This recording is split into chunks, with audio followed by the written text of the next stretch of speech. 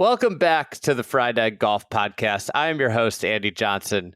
Today, we are going to talk golf course architecture. It's been a minute. The pro golf season gets cooking and, the topics kind of find themselves. And we haven't talked golf course architecture for a while. I'm excited to do that. We're going to do one of our mailbags. I'm bringing in Garrett Morrison, one of our talented personalities at Fried Egg Golf, the host of the Designing Golf podcast, a podcast all about golf architecture. So if you like this podcast, you should go check out Garrett's podcast, Designing Golf. So we're going to dive into a bunch of different questions that were submitted about golf course architecture. But before we do that, let's take a quick minute to talk about our friends at Golf Genius. Golf Genius is a tournament management software. They are the industry-leading platform for managing golf events and tournaments. We use this for all of Fried Egg Golf events. I can say it has greatly improved our events. It has greatly reduced some of the stress induced in our events. As someone, along with Will, who ran the events pre-Golf Genius, I have to say that post Golf Genius, a lot smoother. We aren't turning around cards. I mean, I always remember us having these we were just going through the scorecards as quickly as we possibly could. And that doesn't even get to just registration. So we used to register with Google Sheets and then transfer it in to Golf Genius. Golf Genius has made it so much easier. And it's not just us. It saves the pro shop hours of prep work and helps deliver a great experience for golfers. If you're interested in all of the things that Golf Genius can do for you, visit golfgenius.com.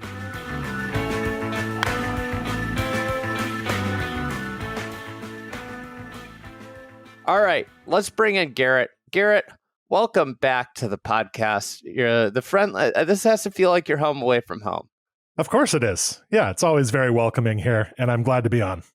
You're a former resident of this podcast. Now it's like going back to your childhood home and saying hey, and noticing that they remodeled the kitchen and being like, "Oh, that looks better," or worse. The backyard, the landscaping project we've done didn't turn out well. No, it's all good. We need your guidance back here. All right, we're going to dive into a bunch of questions about golf architecture, and we got some really nice submissions. So let's just get into it. Usually we have grand hopes of getting through 20 of these questions, and we get through 5. So we'll see how many of these we get through today. That's so true. That is so true. But we got a lot of good ones. We got a lot of good ones, especially in Fried Egg Golf Club, where we put out a call for questions. A lot of our members there in Fried Egg Golf Club came through with some interesting topics. Let's go with Dale Miller. He asked actually 2 questions. We're going to get to both of them. I thought they were great, but we're going to do this one first. The debut of Fields Ranch East in the LPGA major seemed to get a lot of criticism. I think that might be an understatement. That's fair. That's an accurate characterization of what happened. Just looking at the golf course architecture and how the players played the course, do you think negative critiques were warranted or overdone? What, if any, changes would you make to the course to make it better for the PGA Championship in 2027? There were a lot of critiques. Now, you have been to this facility. I have not. So that creates a difference between your and my perspectives on this issue, or at least a difference in the validity of them. I thought that there were a lot of critiques of Fields Ranch East. A lot of different tacks were taken by the critics of this course. Some of those critiques were valid and some I found less valid. I don't think the course was unfair or too hard. I don't think it failed to showcase the skills of the competitors. That was the big claim made by the telecast, by Mel Reed in her very expertly delivered piece on this issue on Golf Channel. I just didn't see that. I saw a tough golf course that brought out the best from Minjee Lee and the others who were around even par. It was difficult to score on the course, and I don't think that embarrassed the competitors. I think it highlighted the ones who were really playing well and made it seem more impressive because they were actually administered a difficult test. I do think, from my perspective at least, looking on the telecast and studying some of the imagery from the course and just looking at the hole designs, I think there are a lot of interesting holes out there, and that the telecast really failed badly to understand or highlight what made those holes interesting. Now, admittedly, this is not a pretty golf course. They are in the middle of some housing construction, and I think actually once those houses are finished, that it will look a little bit better, so that you don't have kind of this chaotic, half-finished look to some of the sight lines and the horizons on the holes. But Fields Ranch East is just never going to be a beautiful course to look at, I don't think, and that's partly because of where it is. This is not beautiful land, so it's really not going to be an overwhelming aesthetic experience at any point. And to me, a lot of the criticism on social media of Fields Ranch East was really essentially rooted in aesthetics, because that's what people were seeing on the telecast. They weren't seeing anything pretty, they weren't seeing anything especially eye-catching or impressive, and so they didn't like the course, and that's understandable. But you have to look a little deeper to really assess a course. The final thing here, and this is something you've talked about, Andy, that you've referred to, that Joseph has talked about, Joseph Lamagna, our colleague at Friday Golf. This is apparently a bad spectator course, and that's a huge miss. And in order to stage big championships, it seems like some holes will maybe need to be rerouted. There might be an issue with where 9 and 18 are, and it just bewilders me that this was not better executed as a spectator venue, because that is one of its big purposes. Now, I guess my question for you is the other course at Fields Ranch West. Do you think that course is going to be better in some of these respects? My understanding is that the Fields Ranch East layout is sort of spread out and wandering, and that's part of the reason why it's a tough spectator venue. Fields Ranch West looks maybe a little more compact, even has some spectator mounds, which, while they maybe don't look that good, will at least serve the purpose of concentrating the gallery in certain spots and giving them places to watch the tournament. So do you think Fields Ranch West is actually going to be superior in some of those ways? There's a lot to unpack here. Yeah. I've spent actually a decent amount of time at Fields Ranch. I was there before it opened for a couple days doing some photography and videography, and I played it then. And then obviously played it for the YouTube video that I did with Luke Colton and Bones, which was super fun.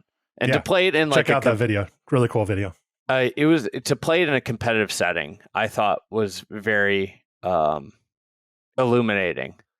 And maybe where some of the criticism comes is that when I played it the first time around, I was like, all right, like got around okay. I think one of the things that happens when you play in a competitive environment, even though like YouTube, filming YouTube golf is like a half competitive environment, because you're kind of like you're trying to I was trying to administer a show while playing a match, right? But what I felt when I played it in a normal setting, it felt very spacious. When you play it in a competitive environment, and I think everybody that's played any slick of competitive golf, even like club championship golf, B-Flight Club Championship, when you get a little bit, when you get that competition in, everything kind of shrinks down.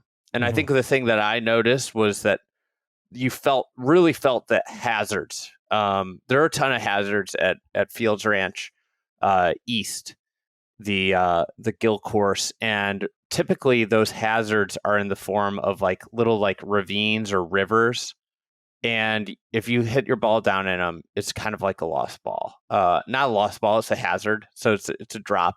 It's not, but what it's a happens in stroke competitive usually. golf It's is like yeah. you see that and you're just like very afraid of it and you start aiming away from it. Gil's like design was really smart. I've talked to Zach Blair a ton about this. Zach obviously has a lot of golf architecture chops. And I've always, through the years, he's been so consistent, Zach, with what he says is the thing to challenge pro golfers with today. He says, like, I don't think you can design a golf course that is really strategic without a lot of hazard lines, is what he says. And Fields Ranch East has a ton of hazard lines. Now, you can go down and like find your ball oftentimes. You could play it. If you watch the YouTube video, you can see me attempt to play it from some of these places. Not well. And you can go find your ball. You can play from it. But what happens with pro golfers is they see a red line and they aim away from it. This is what all the strategy coaches teach. Just aim away. Don't even mess with it. Move your shot distribution cone so that you can't hit it in there. So what Gil did was he put a bunch of red lines down sides of fairways. And with red lines, like they aim away. And then what he did effectively was build greens that countered it, that run away. And I think is that for that standpoint, it's a really actually interesting golf course for pro golf. It's different. It's really different. I can't think of many pro golf courses that have as much red and that have strategy that relates so well to the red. I get why people didn't like it. And that's because they didn't take the time to understand it and the fact that it's different. Like if you think back to new golf courses, new challenging golf courses, they've pretty much all been met with like stark criticism. Think about PGA West, the Pete Dye design. Called it to golf, described it golf on the moon. Like Mark, I think people were saying that Pete Dye's lost his mind.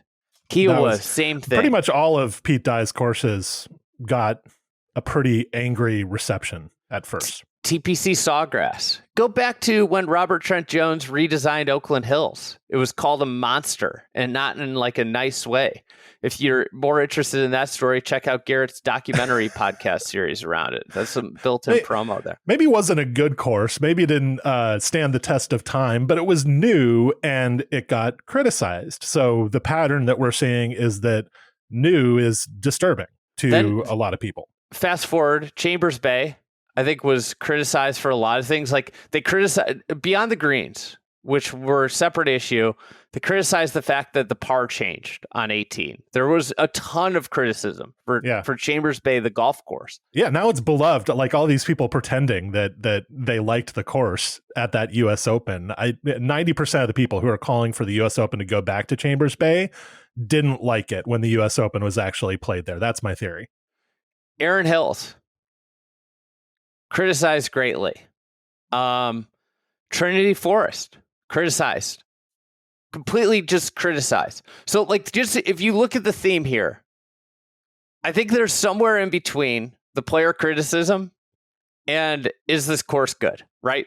There's somewhere in between that's probably the right place for it. It probably needs some tweaks. There needs to be some stuff done. But I think it's actually a pretty interesting golf course. It's just different.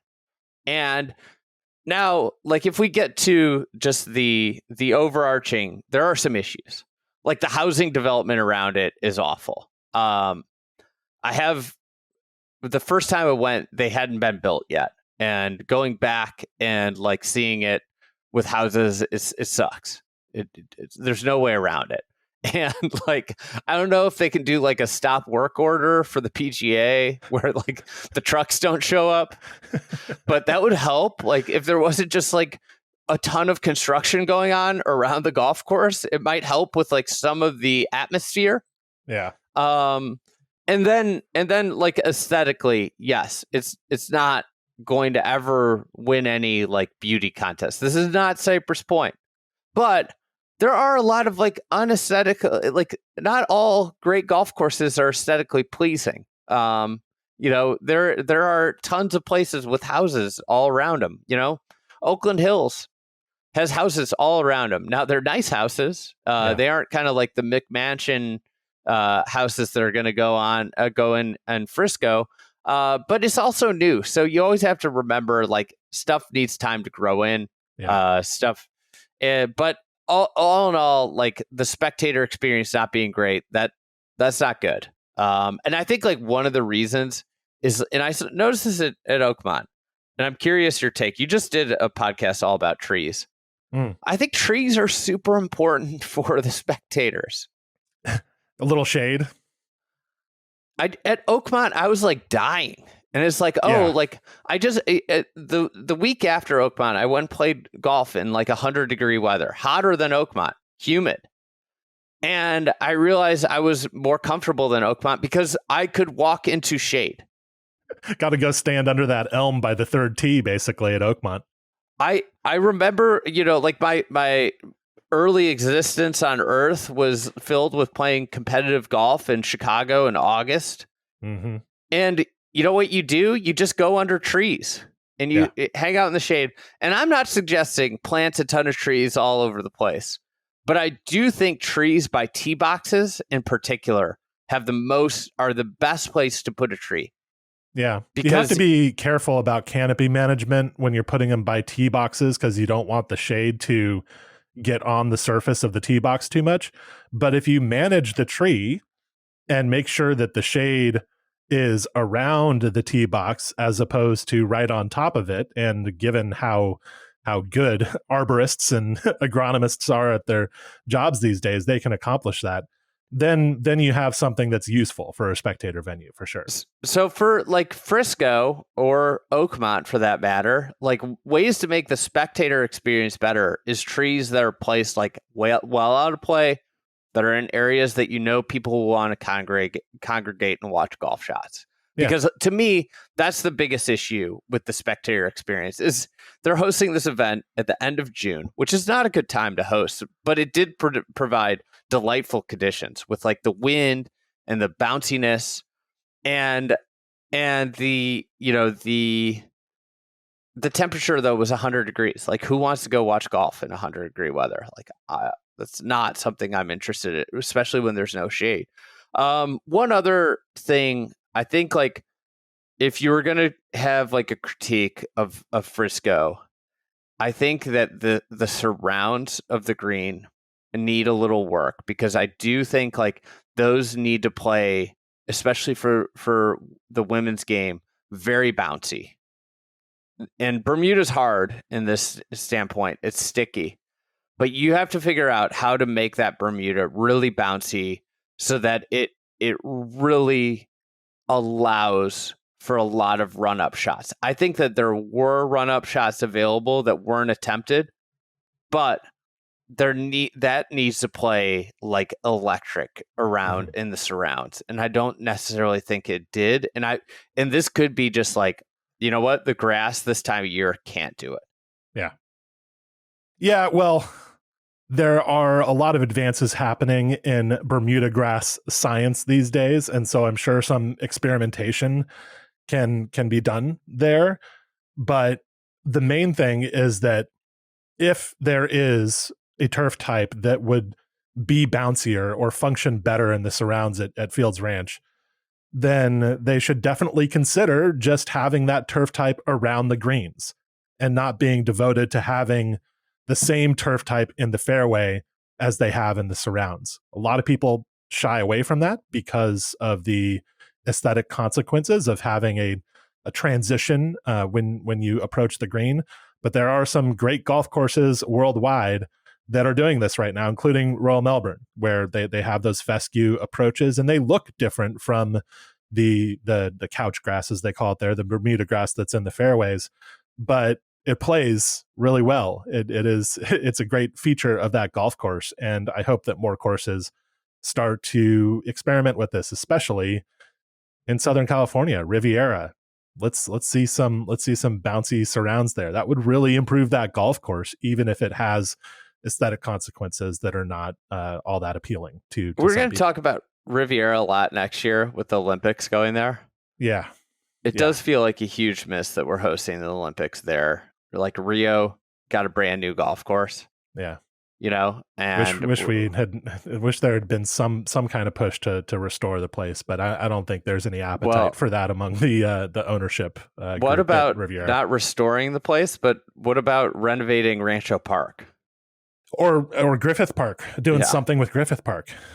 Griffith Park would be perfect, and Rancho is very centrally located. I'm not sure what they would do about parking there. I had really no idea, but Griffith Park, they could do it. There's a lot of space out there, and that course could use some love. Like, part of the Olympics coming to town, just generally, is you get all these like great community assets that are the built. Benefit. Yeah. And LA has like incredible potential. I would say that, behind San Francisco, maybe the most potential, DC, obviously, which is well underway with what the National Links Trust is doing there. But LA and LA has just incredible public golf potential. When you factor in all the courses, Rancho Park, Griffith Park, you go to the county, they have Santa Anita, which is a really cool golf course that could be, just some light touch ups, not talking like $20 million jobs too. Yeah. But these, there's just, it just feels like a tremendously missed opportunity in terms of creating a public asset when the Olympics come, and just kind of going to Riv, which I like Riv. I love Riv. But I think that there was an opportunity to do something good for the community as well. Yeah, it's just sort of the easy way out, I guess, for choosing a venue. As far as Frisco West, I guess it's maybe a better spectating option, but it's not a better golf course. Yeah. There Designed by Bo Welling. So Bo Welling did West, Gil Hanse did East. There are some wild greens out there. My main critique of Frisco West is there are some really cool greens, but so many holes are lined by bunkers on the right and left side on the exterior, and it's almost as if the architect doesn't want the cool greens to have it doesn't want to amplify some of the cool greens that were built by allowing people to push to the edges. And it's more like hit it down the middle. And I think that, there's also some like construction critiques that I would have. And there's a big hill that they have to navigate that it can get a little redundant. I'm not an expert when it comes to routing. I think there probably could have been a better routing. There also, I think there was a time at which they thought that maybe the PGA Tour would be going there. So the mounding you see was actually a PGA Tour directive. So there's and then they just said, never mind. Yeah. So it's actually like a great story. This was like right after Trinity Forest when it was being constructed. And you'll see if you've played the West course, there's like some really cool like shared fairways with minimal mounding, like cool like break mounds and bunkers. The PGA Tour, fresh off of Trinity Forest, was like, no. We need containment mounting. We need these holes siloed.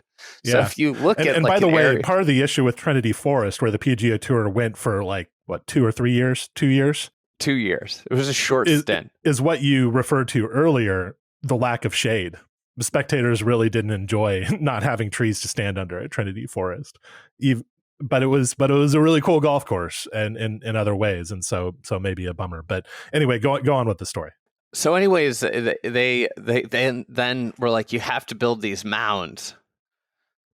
And they built these like mounds on like basically like 3 holes. There's like all these containment mounds, and then nowhere else. And they're on the back nine, so they just like come out of nowhere, and you're like, wait, where did these come from? God, classic. But it's I think that West course, there's some like catch basins which I don't need to go into. I think everybody knows I'm not a fan of, that like are awful around the greens.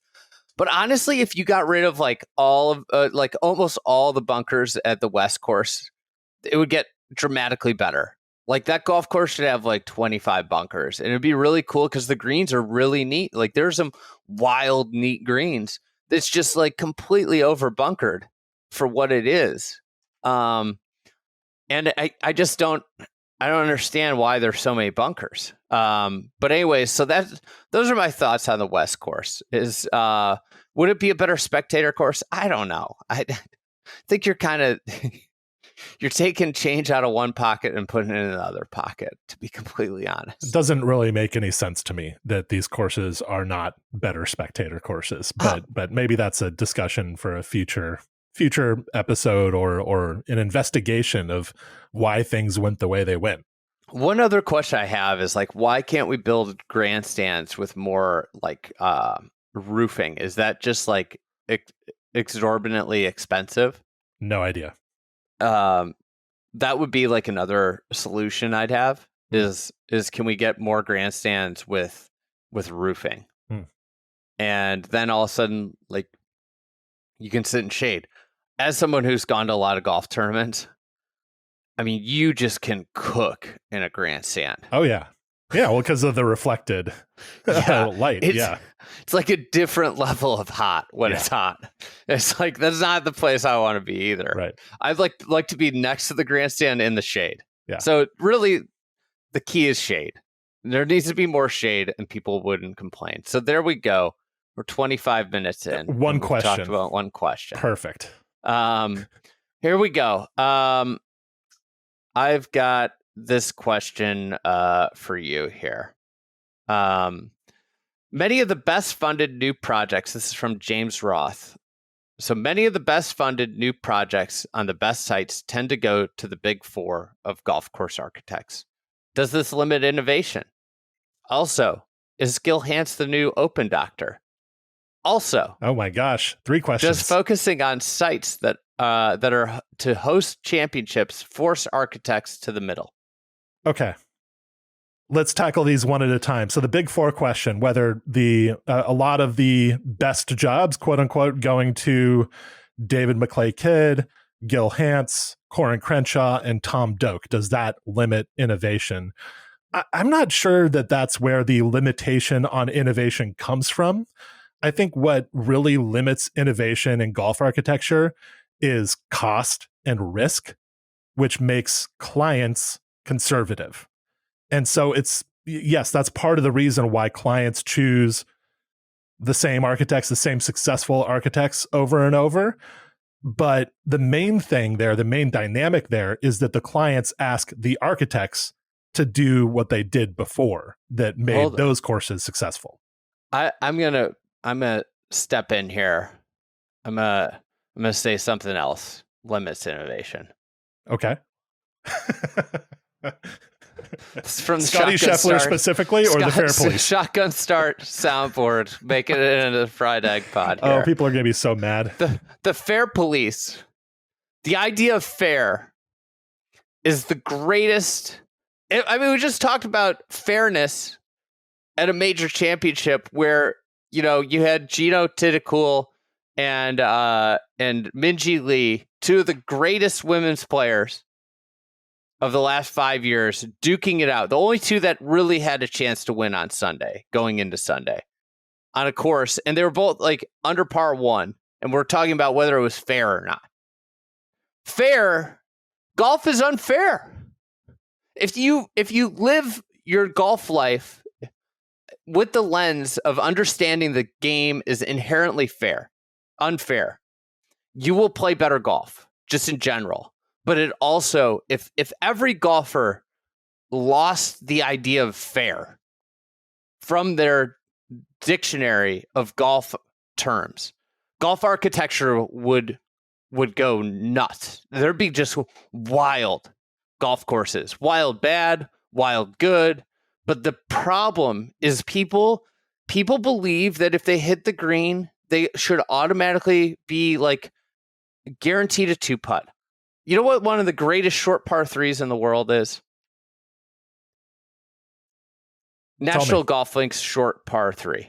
Okay. And it's got one of the craziest greens in the world. And one day I played there, I hit a terrible wedge to like 40 feet. It was just a bad shot. The pin was front right. And I was standing over the putt.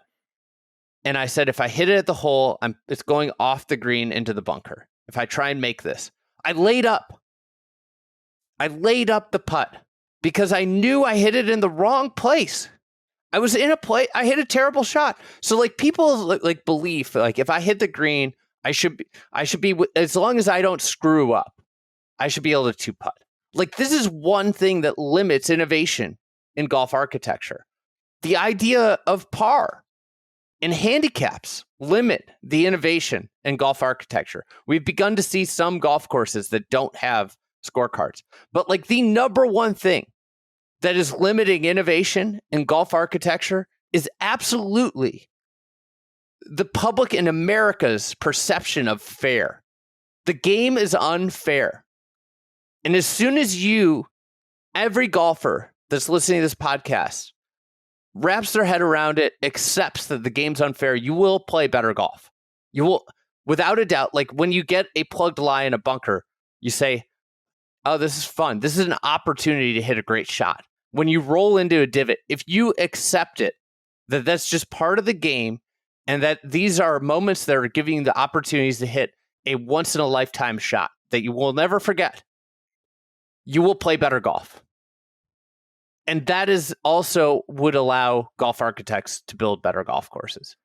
You'd also probably be a happier person if you just accepted that certain things are unfair. Because even on a course that's designed with the idea of fair baked essentially into it, unfair things are going to happen just because it's golf. You know, I think any golf course design needs to balance randomness and quirk with a sense of fairness, because a completely or, you know, absolutely unfair course would just be ridiculous. And so there needs to be some idea of fair play, you know, baked into the design, but probably a lot less of it than people think or than people want to accept. And so, yeah, I completely agree, Andy, preaching to the choir. And so I'm not sure how to begin changing that, but it is certainly an epidemic in the discussion of the pro game, whether golf courses are fair or not. And it makes people conservative. You know, I think about this a lot with comparisons between golf architecture and other art forms. If you look at an art form like pop music, like rock music, the pace of innovation and the variety of experiments that musicians have done over the decades are so much broader and so much bigger than what golf architects have done. And part of that is because, no, let me finish. Yeah. Part of that is because there's way more of production of music than there is of golf architecture.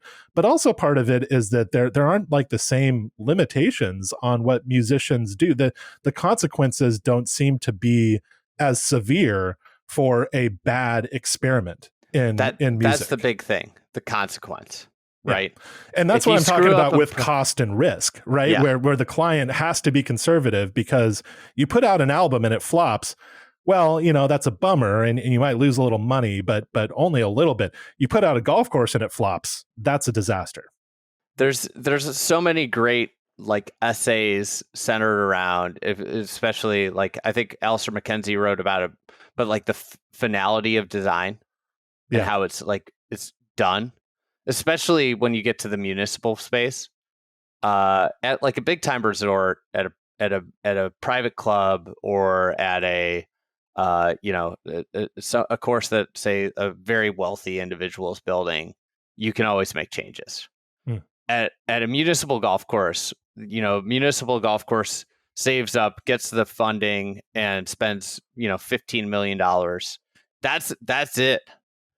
The course is what it is for the next 60 years. Yeah, you have to earn the money back. And you don't have anymore. That's the thing. It's like there is like this idea of design. Like once you lock in a routing and build it, it's really hard to change it anywhere, you know? Yeah. But I think like preconceived notions just generally are bad for art. The idea of like rules and limitations.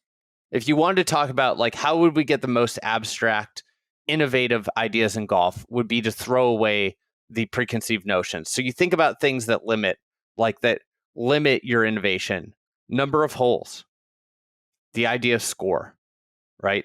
The I think you could go into equipment like 14 clubs limit. Like, I think you'd get more innovation with, like, if you created golf courses that were like 4 club courses. People might find that really interesting, but that would be against like the handicap system overall. Very huge limiter, inhibitor, because you can't even do interesting setups. Because if it's like, well, what tee did I play? Yeah, you have to rate the separate courses, and yeah. So, and then if you start to think about it, it's like, all right, well, like if I wanted to build a golf course, I've always thought about this. It's like, build a golf course and have like, I'm going to have like 32 different unique setups with like hole locations. I guess I'll tell this. This is like one of my like far-fetched ideas. My favorite restaurants in the world are the ones with no menus. To me, like, why? If I'm going to a great restaurant with a world-class chef, like, just give me whatever you want, like, you're the chef. Like, I'm not, it'd be like me getting in a New York cab and being like, well, like, I've spent like 5 days in the city. I think you should go this way. Right? Like, that guy knows where to go. The chef knows how to make the food. So like, one idea I've had is like, build a golf course with like a lot going on, and then have like a unique setup that, like, so many of them that are like, they're just like, this is what you're eating today. And, you could play one hole 600 yards one day, and then the next day it could be 250. But make it like really diverse, and all the setups work together, and the architect who designed the golf course lays it out. Like, something I think that's kind of weird is that architects design these great golf courses, and then like superintendents set them up. And I love superintendents, but like over time, a superintendent's like job is rooted in becoming efficient. And golf course setup is the way someone experiences a golf course. And that should not be efficient. It should be very intentional. It should be like, okay, this hole is doing this. Like, this is how I can get the most out of it, and maybe put somebody into like a tough spot by setting up this, or make a hard decision that they have never had to make before.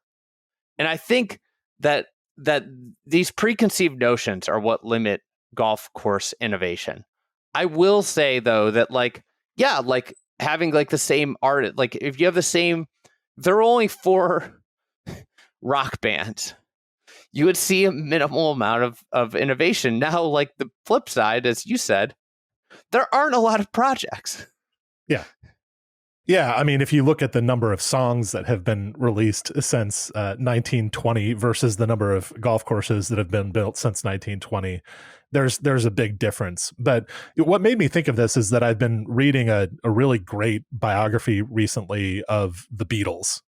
Really, it's like an 800-page book just about the first 5 years of the Beatles by Mark Lewison. It's called Tune In, and it's extremely detailed. It's almost like a day-by-day, week-by-week account of the Beatles. So if you've already read some other stuff about the Beatles, maybe this would be the book to read. But I found it completely fascinating. Where did this band come from? How did this band become so great? When did they become so great? And one thing that's so interesting about them is the pace of their changing styles. If you look at the Beatles, but in the late 1950s, they were just a bunch of teenagers. They were very talented, but they were just like a skiffle band. They were playing on really basic instruments and playing in a style that was very easy to replicate. And by 1967, if I have my years right, they were making Sgt. Pepper's Lonely Hearts Club Band. That's 7-8 years. Mm-hmm. How does that happen? How does one band progress that quickly and just become so different so quickly. Every few months in the 1960s, the Beatles were changing who they were. And there's really no comparison in golf architecture for all the reasons that we've laid out. But it does make the art form less dynamic overall. And so if there's any way that we as a golf community can allow golf architecture to be more vital and more dynamic, like music and film and literature have been historically, I think that the better off we're going to be. I would agree with that. I think like when you get into it too, there are certain architects, like I think Tom Doak's been probably the most experimental. Mm-hmm. He's brought the most new stuff to the industry. He's been intentional about changing the way he does things. And it's in responses to what's going on in the market, kind of like the way the music industry happened. He brought in width and he's pushed back on width, and he's gone to like much more economical in recent. I mean, his newest design in Texas, like so few bunkers, right? So little earth moving. And, I think like that's such a, you think about like compare that to Stream Song Blue or something. It's such a big change from that over the course of, that would have been almost 20 years now. 15 years. From String Song Blue to now is shorter, 15, right? Yeah, 15 years. 15 years. Yeah. But then you have like, I think like Bill Corr and Ben Crenshaw, like they kind of have like their methodology. They build like really great natural holes. Yeah. And it's about the land for them. I think Bill Corr trusts in the distinctiveness of each piece of land. And that is what he's about. He's about capturing whatever that is in the land. And so it's just a completely different approach to the art form. It's very interesting that these two architects who are considered similar to each other or standard bearers of the same movement are actually very different in the way that they approach their craft. I don't think Michael would care to be sharing that. I went and saw Rodeo Dunes a couple weeks ago. And one thing that Michael said that he pushed Bill Corr is doing the first course there. The site's incredible. It's unbelievable. One thing he pushed Bill on was like, can we try and do stuff differently? And his directive was make it less neat. Like you have such an elegance to your designs, like just leave weird stuff. And I think it turned out pretty interesting. I like that. That's a good directive from an owner to say, here's something I've noticed about your designs, and that elegance, that all tied in kind of smoothness is a feature of Corr and Crenshaw's designs that would be interesting to see messed up a little. That site, I can't say enough. That site's extraordinary. Cool. I cannot believe that it was just sitting an hour from Denver. And that he found it on Google Earth. Yeah, it's awesome. There are other questions in here that I think like in terms of innovation, there's been a lot of new golf being built that will open in the next year or two. And I think you're going to see a lot of new artists, new architects attempt to build or possibly break through with their designs. Is Gil Hanse the new Open Doctor? Not really. No, he's not nearly as dominant as Robert Trent Jones was, or even as Reese Jones was in shaping the destinies of these championship venues. But of course, he's become a go-to architect for both USGA venues and PGA of America venues, which is interesting, right? It's not like he has a relationship with one organization or the other. It's more that he works with these courses that happen to host championships. So the connection is less. I think he works well with those organizations, but that's not the primary relationship. And then Andrew Green, of course, has a lot of the jobs that either Gil Hanse was unable to take on or just got those jobs. Like he got the Oak Hill job, he got the Inverness job. and got the Olympia Fields job. And there's an equally strong argument that he is a kind of open doctor, a PGA Championship doctor at this point. The one that flies under the radar, the real open doctor in the world of golf right now, is the open doctor, Mackenzie and Ebert. They have a close relationship with the R&A. Martin Ebert is a member of the R&A, has served on committees in the R&A, has served on committees that choose championship venues for the R&A. And if you want to host an open championship, basically it's known that you need to hire Mackenzie and Ebert. That's an open doctor, not really what Gil Hanse and Andrew Green are doing. And that's more similar to the relationship that Joe Dye and the USGA had with Robert Trent Jones in like 100%. The 50s. Yeah, where it was like an exclusive relationship. Here there's nobody else that Joe Dye was going to recommend than Robert Trent Jones. And maybe it's similar also. I haven't seen all the work all over the place, but I think you could categorically or pretty emphatically now look back, and this is all trends, but you look back now and you say that, wow, Robert Trent Jones and Joe Dye together ruined a lot of great golf courses. They didn't do a whole lot of good. And I mean, the thing that can be said without a subjective assessment, an assessment that I agree with, of course, but the thing that can be said is that pretty much all of their work has now been redone. Yes. All of it. Almost none of it remains. And I think I think probably we'll see something similar with the open road of venues in a couple of decades. I've numerous architects. Don't try and play. This is numerous architects. Other people are saying. Some people are saying. Have said to me offline, thank God for Reese Jones, because he is making my job easy. Because all I have to do is be better than that.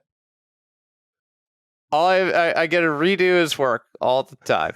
So just a word, Wonder if Reese Jones takes that as a genuine compliment. Well, he's still getting work himself. That's true.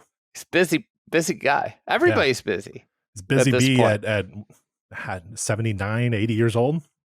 And then this final, I would just get to this real quick. Just focusing on sites that are to host championships force architects to the middle. Yes, because they're fairness. You have to balance fairness, and you have to consider infrastructure. It's a lot to what we just talked. There's so many things you have to think about that lead to like constantly making concessions on design. Championships naturally lead you to watering down the design or the restoration of a place because it can't be this wide. We need a cart path here for access for equipment. We're going to put a grandstand here. The agronomic considerations. I mean, think a lot of these open courses, like the one thing that Mackenzie and Ebert comes in, like the first thing they do is like spectator flow. We need to move this green. Right. Even if it's a good hole, we're getting rid of it because we need to build up this championship hosting infrastructure. So I think like you could unequivocally say that modern championships are bad for golf courses. If you're interested in the golf course design, especially for old courses that are or were what they were and were designed to be what they were, to retrofit those into a modern US Open or PGA Championship venue often does a lot of damage to what those courses are. And I think you just have to look at the difference between Gil Hanse's work for championship hosting courses and Gil Hanse's work just as an architect for the amateur player. I would say he takes a lot more risks when he's designing a place like the Hoopie Match Club or Rustic Canyon than he does with even Southern Hills Country Club, which I love. That one. That was the one that I love that course. I love that course. I think it's terrific. And it's a great kind of ingenious compromise between the requirements of a modern championship venue and just a restoration of a Perry Maxwell golf course. But if the PGA Championship or the Ryder Cup or whatever else they want to host wasn't a consideration, I think there would have been some other things that Gil Hanse was able to do there. I agree, and I think that transit. Here's a good question. I really like Trent Godby. Besides the old course, what Scottish courses have had the most influence on golf courses in the U.S.? That's an interesting question, isn't it? It's such a historical question. I think probably the first place I'd go would be North Berwick. Not just because of the template holes, not just because of the Redan, but just in general as an influence on especially modern golf architecture. I think North Berwick is a kind of guiding light for quirky golf course design. I think that course frees architects up to try things because certain aspects of North Berwick are so weird. The other ones that I'd think of would be Prestwick, just because Prestwick really represents the professionalization of golf architecture. That was one of the first courses that was really designed by a person who was devoting himself, or at least devoting a portion of his time, intentionally taking on golf course design as a profession in Old Tom Morris. And so just as a statement of early golf architecture, Prestwick, very influential. And then Royal Dornoch is the other one I think I was going to say that. Yeah, because of Donald Ross and whatever influence Dornoch might have had on Donald Ross's, sort of budding ideas about golf architecture. Yeah, Royal Dornoch being the place that the most prolific American architect spent a lot of his early life playing and seeing. I think then there's like themes that people bring over from it. Unfortunately, like usually it's all the wrong stuff that have an influence. I think like Irish golf like influences rough in America. Oh, interesting. Yeah. Like the Irish golf, they're very like steeped in competition and hard. Like they like the idea of hard and competition and medal play, which I think like, listen, like I love one of the things I think is intoxicating is when you go to Ireland or Scotland, is like how much they love competition. Like you're always playing a match, but they play a lot of like, medals. And I think like one of the things that Ireland, like one of my criticisms of Irish golf would be like how much lost ball rough exists. It's obviously a place that gets a lot of rain. So the rough gets very thick and you're often it's wetter. That's one big difference between Irish links and Scottish links, right? Yeah. Irish links are wetter. Yeah. So the rough is kind of thicker. Yeah, so I think like that is something like people come back with that.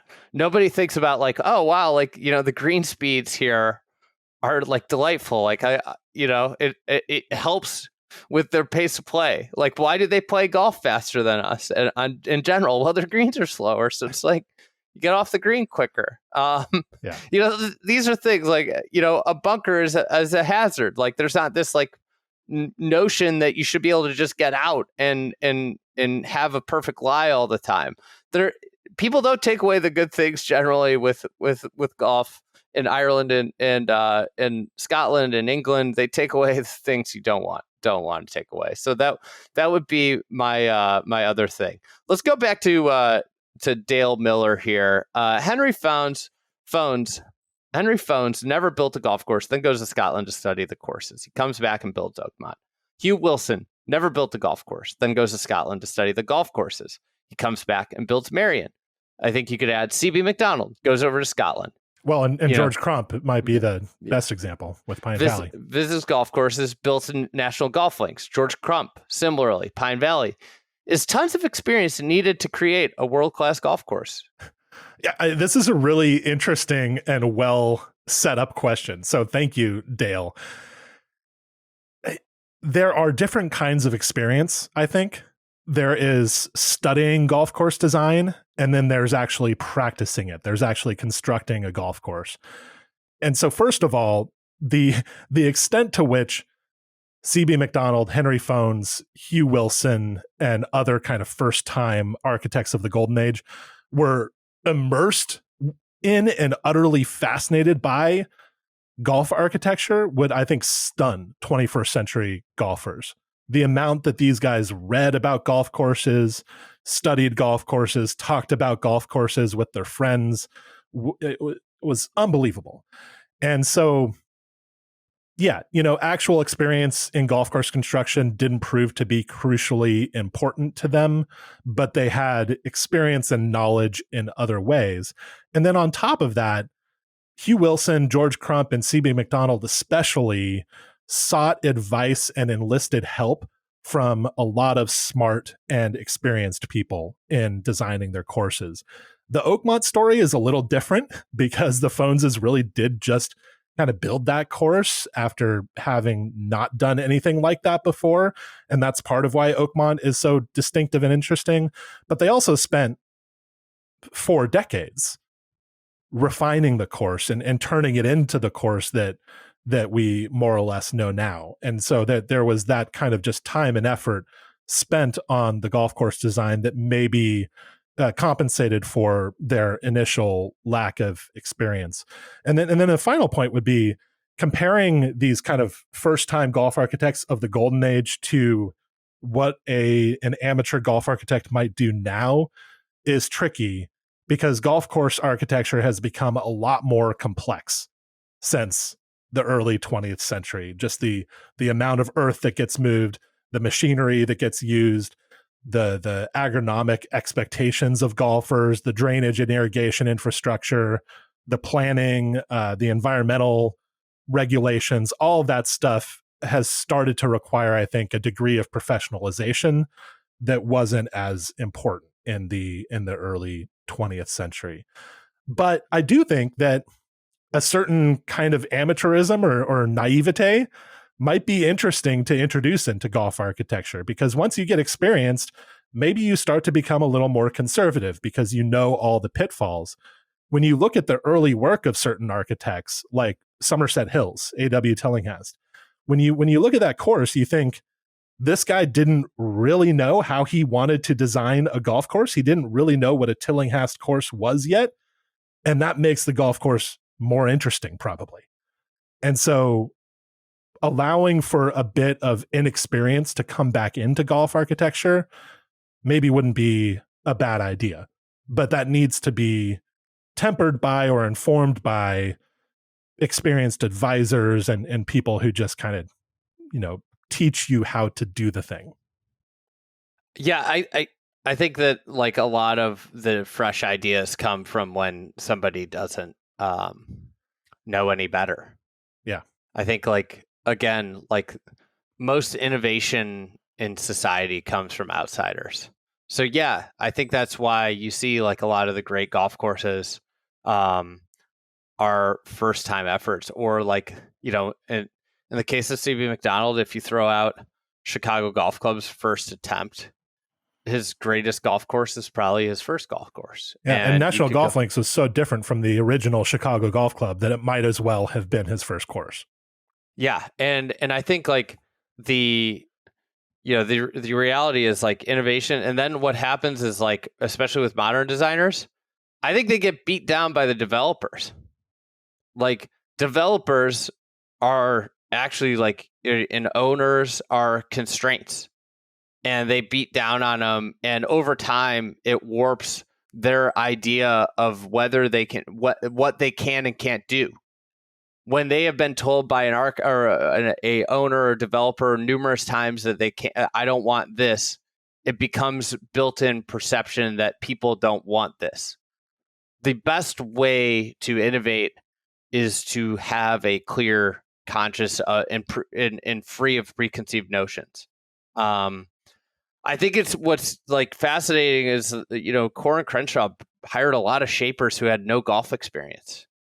And one of the huge advantages that presents is that they had never built golf for Fazio or for, Robert Trent Jones or for, Pete Dye, and had those like built-in memory of what they were building and they should do that. That's how they were able to get a new look. Outsiders provide new ideas. And that's why it's like really important for like young architects to get chances, because they are going to be the ones that usher in the next style of golf architecture. So yeah, I think that there's like a lot of credence to, the idea of early golf courses being sometimes the best, but other architects get better. They get more refined. And I think like always, like there are going to be like issues with like first builds from people. Like they're going to learn more elegant drainage styles and different things. But some of the ideas behind the golf course are going to be the best ideas because they've thought about them for the longest period of time. Right? You think about somebody who's like, I've spent 10 years thinking about this golf course I'm going to build the first time I get a crack. And it's those ideas. And then it's, it's a lot like music. It was a second album. Music recipe. Yeah, that Maiden. Like, how hard is it to have the second album? It's because the first album's a compilation of ideas their entire life has been devoted to. And then you have to create a second album in a year. Yeah. Or in golf course architecture. New batch of songs. Yeah, exactly. So anyways, that's that answer. Grant Gates he's tying this to our previous pod. I don't know if you listened, Garrett, but with Joseph, we talked about the PGA Tour building a new / mega site. Yes. What part of the U.S. would you like to see it in? Well, the Pacific Northwest, of course. That would never happen. They're going to build it in the Southeast, but or they would build it in the Southeast if they were to do this. I don't know. Ideally, I know people get frustrated with the kind of West Coast bias and emphasis in golf tournaments, but there's no doubt that West Coast venues occupy a nice little viewing window for at least most of the U.S. And so they just have a big challenge in land cost, available land, natural resources, environmental restrictions. Not to say there aren't some limitations, but the PGA Tour can just bust right through those with private equity and the little infusion from the Sovereign Wealth Fund, right? Well, yeah. I'll tell you where I don't need another championship venue. Texas. Yeah, Texas or whatever, Florida for PGA Tour events, but South Carolina probably not either. In terms of they've got a lot of tournaments there. Yeah, I would say my real answer here is a big city somewhere, outside a big city somewhere. It's going to be hard. I know, but we're being asked where we would want to build it. Oh, Cobbs Creek would be great, but I think they're doing something different there than looking for championships, right? Yeah. I feel like that was a golf course that was, when it was built, considered as good as anything else. Yeah. And in Philadelphia, for people who don't know, but they're currently doing something there that is more focused on community, giving back to the community as opposed to attracting championships necessarily.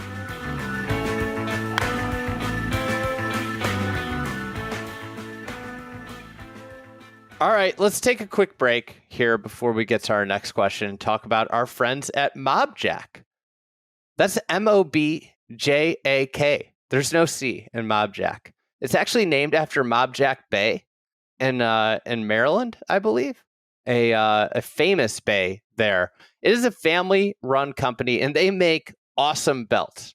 I got a couple of these earlier this year. They have been fixtures around my waist. I got a couple colors. They tend to go with everything. They're really cool designs. They're woven. They're beautiful belts. They're luxury lifestyle belts that are handcrafted in the United States of America in small batches using old world artisan craftsmanship. They have patterned fabrics that are fade resistant, and the leather is super soft and supple with a unique matte finish and is made in a 5th generation family owned Italian tannery. If you need to know more about MobJack belts, they've got a hefty, solid brass buckle with a nickel matte finish. These are just awesome belts. They're well thought of. They're made by somebody who's had a long career in the belt industry. The guy knows belts. If you use the promo code Fried Egg, no spaces, you get 15% off, and that's at mobjack.com. Remember, no C, MOBJAK.com. Use that promo code Fried Egg, no spaces, and upgrade your belt game today. All right, let's get to the next question here with Garrett.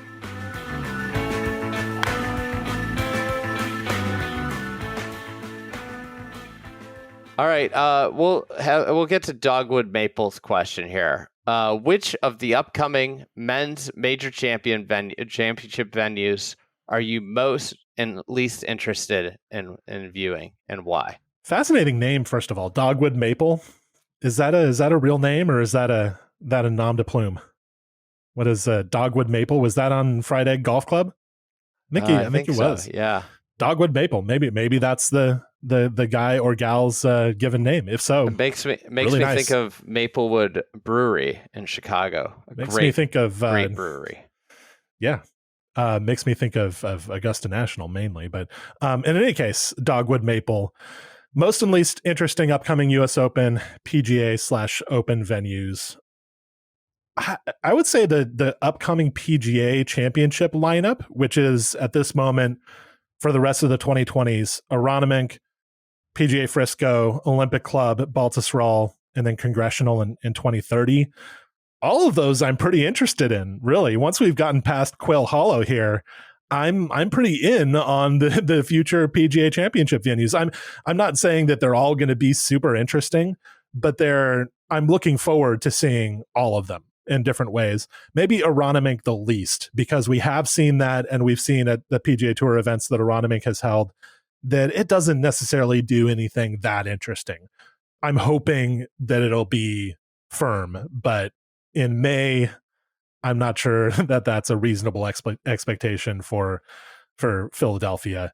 But Olympic Club has been restored/renovated by Gil Hanse fairly recently. Same with Baltusrol. Congressional has a brand new design courtesy of Andrew Green.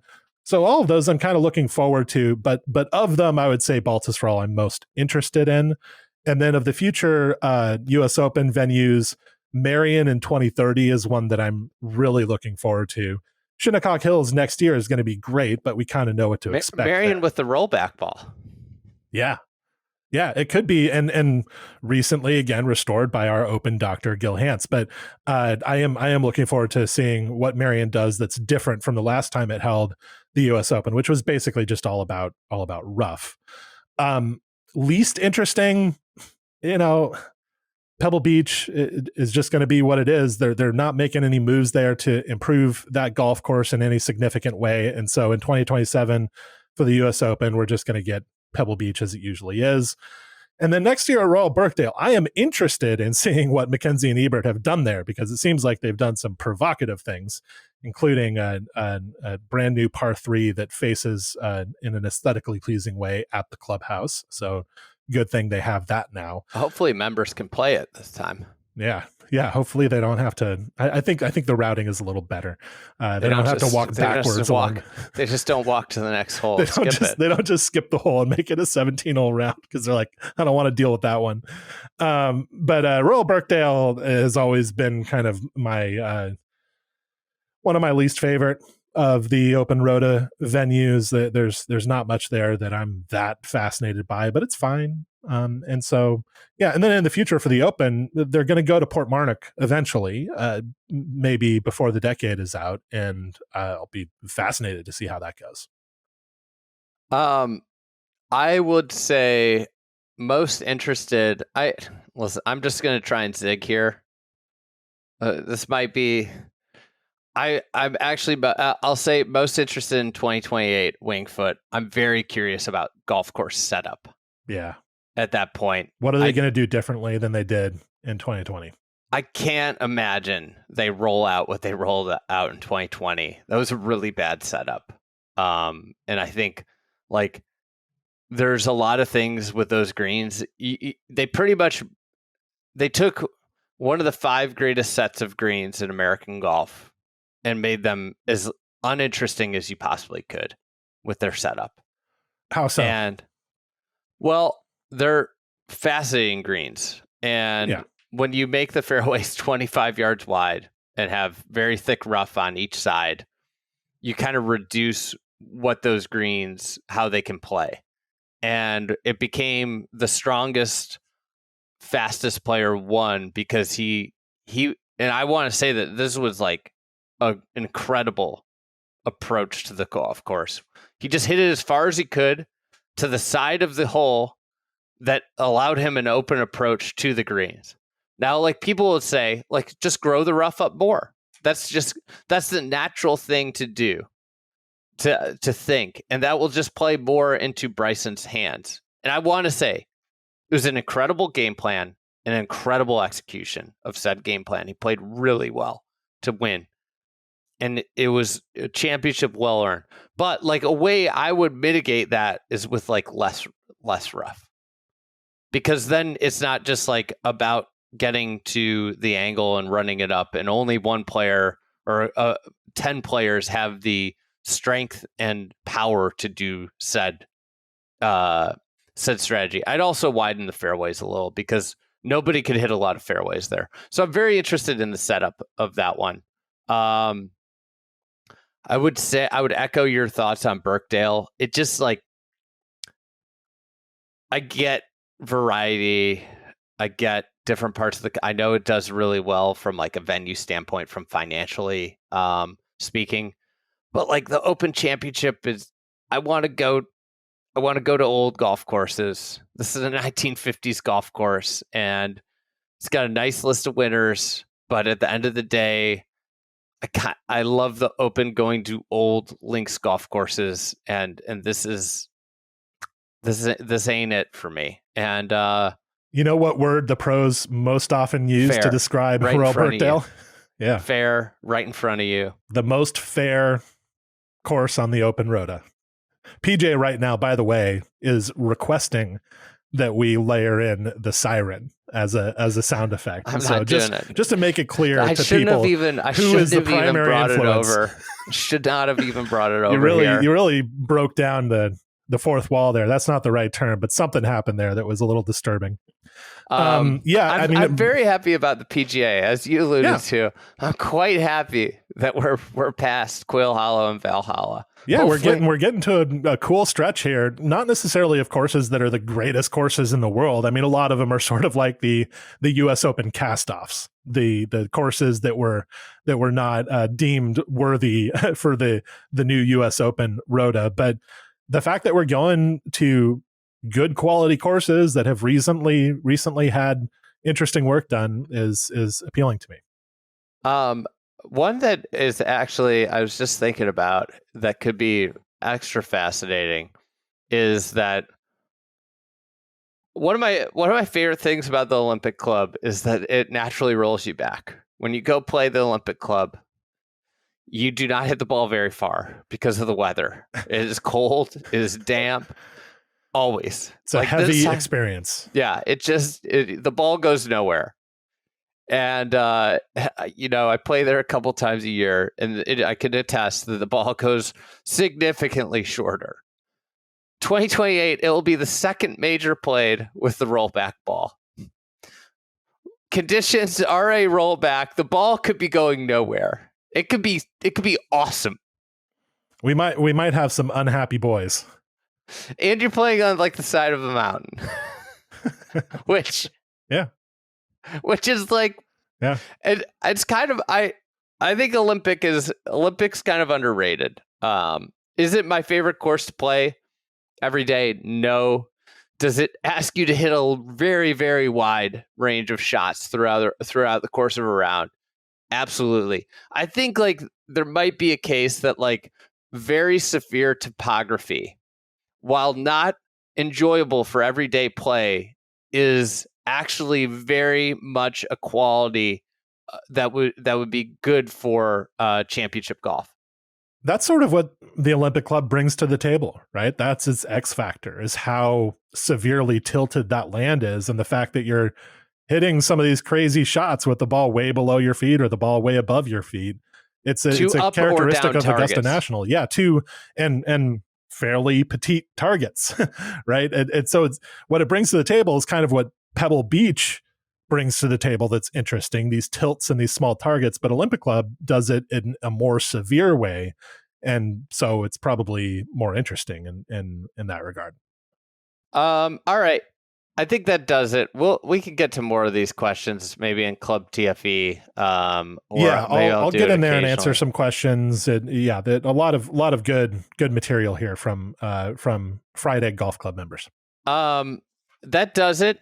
Big thanks for you guys for listening, but also for PJ Clark. I promised him no cuts, but I forgot to do our second ad. So he's going to have to put it in there. Big miss by me. The host blew through the break. And big thanks for PJ making him work extra hard today. We'll be back next week. I think I'm going to do something on the Ryder Cup next week. So we'll get a couple guests and bat around the Ryder Cup, where we stand, what we're hoping to see for each side coming down the stretch. And it feels like the right time for a little Ryder Cup check-in on this podcast. Thanks, Garrett, for coming on. As always, it was a pleasure to have you on. Thanks, Andy.